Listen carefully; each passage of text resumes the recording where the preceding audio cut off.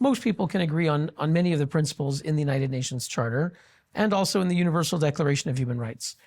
But of course, governments tend to become corrupt, and certainly at the world body, where, first of all, many of the governments there are not democracies, China, Russia, Venezuela, etc. That already makes it of a certain character. And then, of course, even the governments that are democracies, the UN is so far from the people that it's not really held accountable. So much happens in obscurity, very little transparency, very little accountability, if any. So a lot of things wrong are happening there that are in violation of what the UN was meant to be.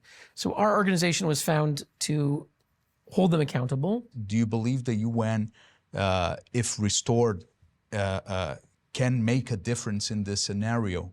And how would you think the UN's role would be to improve this situation? The UN does not have a positive role to play, unfortunately, the way that the UN is today.